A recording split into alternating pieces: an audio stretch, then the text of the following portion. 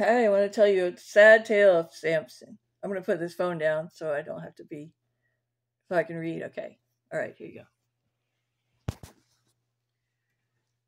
go. Okay, here you go. Let me see. Samson's sad tale of lust, love, treachery, intrigue, humor, glory, death, and victory in the Lord.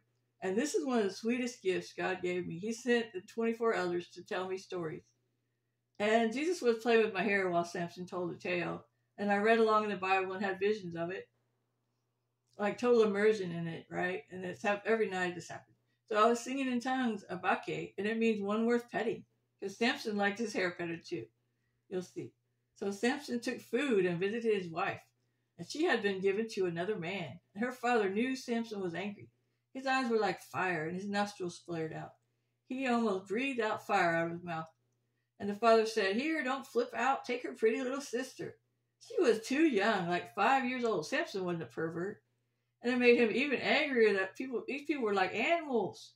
Samson was so angry, he said, "Now you brought swift judgment on yourselves." He was a judge, and he went and caught a bunch of foxes, tied their tails together, two together with a torch. And he lit the torch and let them run all over the Philistines' fields. Corn and grapevine and olive trees burned up. The foxes, the poor things, had hot butts for a week. The Philistines said, "Who did this?" And somebody told on Samson, snitched and spilled the beans, told what happened. It was Samson. He's a pain in the butt from God. And they punished the woman and her father. Samson was angry about them too, and he smote and slaughtered them from hip to thigh. Then he went to live by himself on a rock. He had a broken heart. The Philistines went to Samson's people, and were about to war with them, and said they're going to kill Samson for this. And when his people found out, they sent 3,000 men to talk to Samson on his rock. And he sounds a lot like Shrek, right? They sent a lot of people to get him out to talk to him. He's sitting alone with a nice boulder. "So why did you do that?" they asked Samson. They asked, "These people are our rulers. We don't want them to hurt us, do we?" And Samson said, "I did to them as they did to me. An eye for an eye, a tooth for a tooth." They said, "We are going to tie you up, Samson, and give you to the Philistines. You are so stupid. You got us into a terrible mess."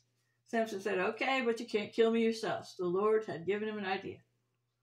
They said, "No, we won't kill you. We'll just tie you up and turn you over to the police. They can deal with you." They tied him up and carried him down the rock. He was so heavy and large like a rhinoceros. He teased them all the way back home. Wiggled around, made it harder for them, gave them riddles they couldn't solve, made them so angry but they had sworn not to kill him. And he betted them things, and they lost a lot of money. And Samson was smart, like Daniel, and he understood riddles. So when they got to town, the Philistines shouted and yelled at Samson. The Spirit of God came on him, and he grabbed a jawbone of a donkey, and with that bone he killed 1,000 of them. And then he sang a silly song about the jawbone. "Jawbone, jawbone of an ass, with you I've slain 1,000 butt asses." I'm sorry about the language. He insisted. It's hilarious. The ass is really important in the end times, you'll see. "Heaped and heaped up, many slain. 1,000 buzzards came to claim, and ate them up in all their shame. Now I'm thirsty, I must surely die, so I ask you, Lord, provide." He threw the jawbone, left it there, looked back, and water gushed everywhere. Then he gave the place a new name. Jawbone of an ass hill, jawbone of an ass rest street, jaw ass fountain. Now I rest at the spring of one who calls me. And Samson became a judge of his people 20 years while Philistines ruled over them. They were scared to mess with Samson. He was a badass. They let him rule over people, and the Philistines were in charge. The ones he slew had to let him rule. This is hilarious because Samson has the spirit of a prophet, and they could not touch him. And God jokes around with him, so because he knows God jokes. So he was like a joke. A riddle, a joke, a riddle, a parable, a song prophet, like all the prophets are. All the prophets know that God jokes. After a long time, Samson's broken heart healed, and he found a lady he liked and lived with her. They were not married. The people where she lived came to surround him and lay in wait for him all night near the gate, sneaking around quietly, whispering to each other in the morning. "In the morning we will kill him." And Samson woke up at midnight and saw them all hiding. He took the gates off the city, the posts, the bars, and all, and carried them up to the top of a hill. And they left him alone. They sneaked off home if any of them survived it. Then he fell in love with another woman, and he had issues like we all did. Just don't act like it's with a woman I would like to add to this story, okay? And Samson had issues. Like he had lust problems. Like that was one of his thorns. And her name was Delilah. He changed to delight yourself. He changed it to delight yourself in the name of the Lord. But she didn't love him either, and broke his heart anew. The Philistine leaders came to her and said, "Lure him, tempt him, and bug him till you find out why he's so strong, and find out how we can tie him up, to beat him and kill him. He's too scary to have around here." They offered her money to turn on Samson, and she took it. What a lying, cheating woman, mean woman. I gave her a new name just now, Die La La Land. And she said, "Tell me please, sweet Samson honeydew, with a jawbone, how could you be detained? How could you be restrained? There must be some way." She didn't listen. She kept getting more insistent, bugging the life out of him, so he wanted to die. He thought a while, and he said, "Maybe if you tie me up with twigs, let's try that. Maybe I would be weak. Go for it. Hit me with your best shot," he said. She tied him up. It sounds like maybe a little kickery going on here too. Yeah. And then she got the men she had hidden in the room. Samson knew all about it. He was snickering, trying not to piss himself laughing. I do that a lot. Laughing makes your water a little unreliable, I think.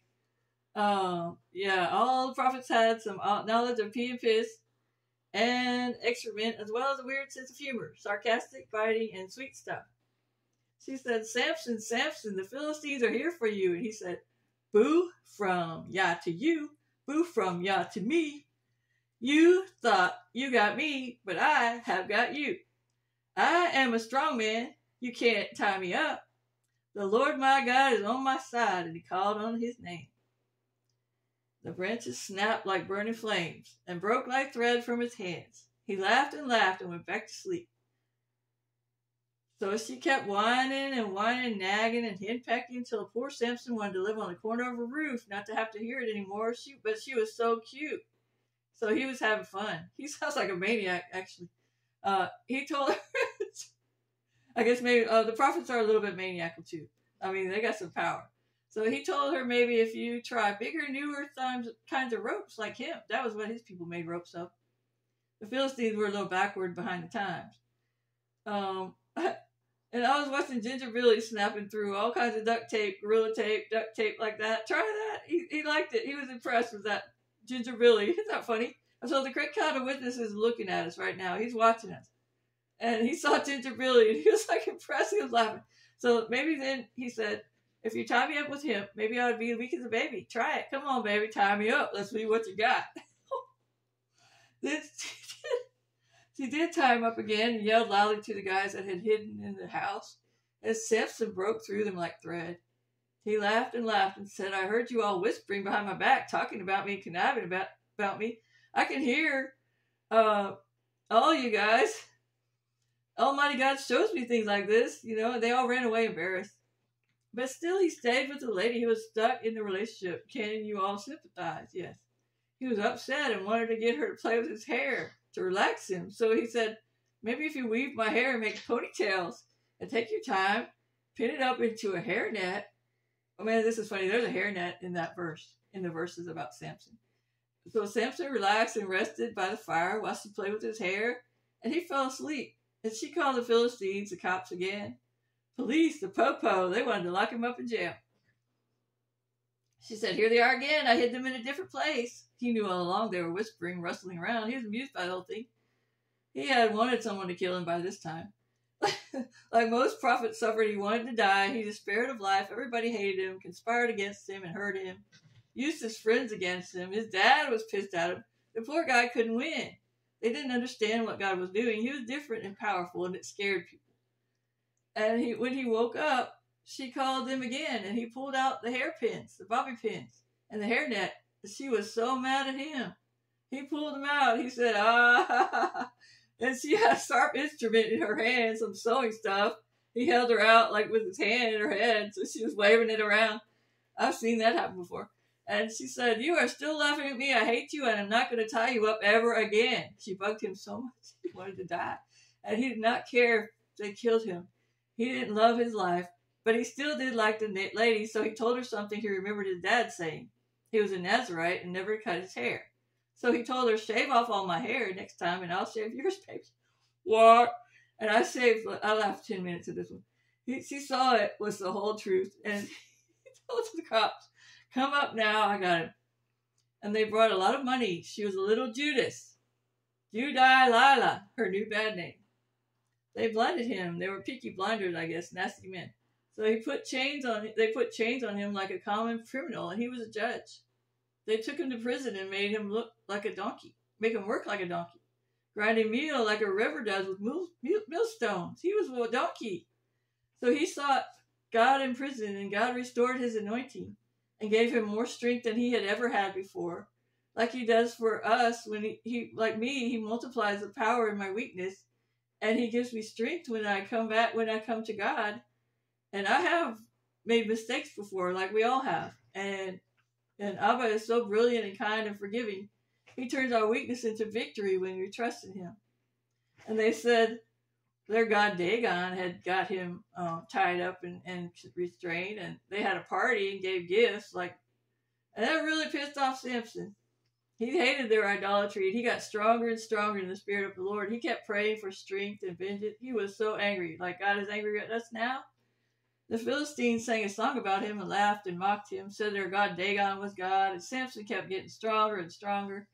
They took him to an arena and had him compete for their entertainment, and he put on a big show. He stood by the pillars of the arena. They had him on a stage there, and the Lord showed him how the place was held up. By only the 2 pillars he had his arms on. He took one in his right hand and one in his left hand and prayed, "Oh Lord, let me die with these enemies. I'm tired of it here. Let me come home, please." And the Lord heard him and had mercy on him. He showed his mighty power for Samson. So he shook the place with all his might, and the Lord's power, made perfect in weakness, came upon him, and the whole place fell down upon them all. His death killed more of the enemies of God than he had in his life, and he had been a mighty warrior. So his strength was multiplied. And they buried Samson with his fathers, and he had been a judge, a mighty warrior. And he had thorns, but God used him. And I laughed till my head is off. This is so much more than just a Bible story. This is strategy in the sweetest way possible. This is made for me, to tell me and to encourage me. And this encourages other people too. I mean, tell me what you think of this story. It's amazing, right? Oh my goodness. I mean, this is all a vision while I was reading the word about Samson. And cool, right? God bless you guys. And be encouraged. Seek the Lord for strength and get over your sin. All right? And let him purge you.